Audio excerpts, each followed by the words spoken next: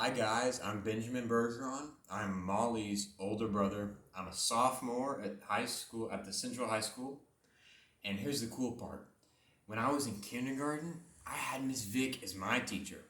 All the way back in 2010, before you guys were even born.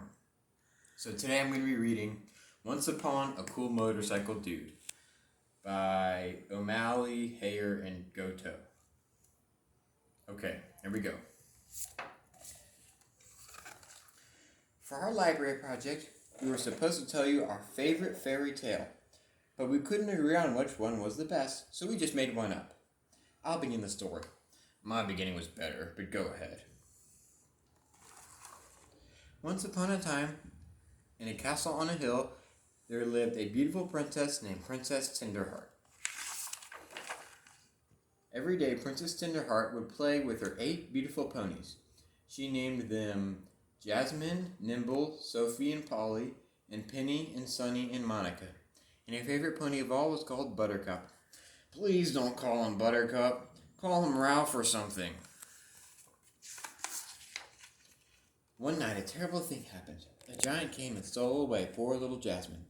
All the other ponies cried and cried, but Princess Tenderheart cried the hardest of all. It was very sad.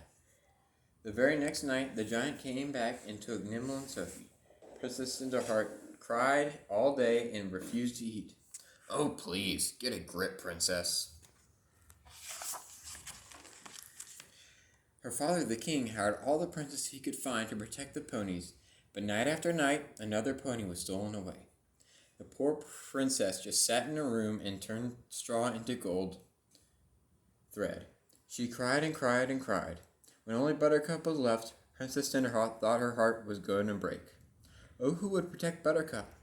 That's it. I can't take it anymore. I'll tell the story from here.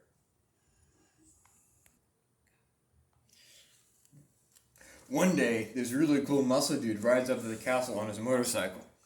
He says he'll guard the last pony if the king gives him all the gold thread that the princess makes. The king says okay, and the dude sits and waits for the giant. Dudes. As if. He's not even cute or anything. So that night the giant heads up to the castle. Man, this giant was an ugly dude. He was big and mean. He had 4 teeth in his mouth that were all rotten and yellow and black.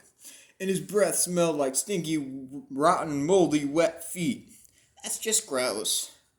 He needed 8 ponies to make a tasty pony stew, and he only has 7. So that night he goes to steal the last horsey. The muscle dude has this really big sword. The giant and the dude battled all over the place. The earth was shaking, and there was lightning and thunder, and volcanoes were exploding. It was huge. Volcanoes? Where do volcanoes come from?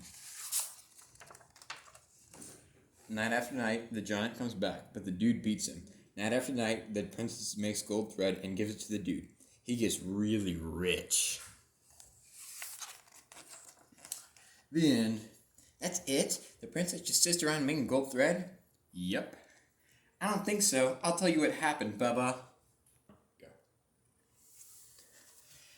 Princess Tenderheart goes to the gym and pumps iron. She becomes a princess warrior. Very cool. She tells the dude to make his own thread.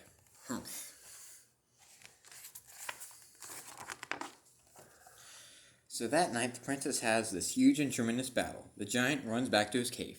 The end. And the dude just sits around making gold thread. Nuh-uh. See, this is what really happened.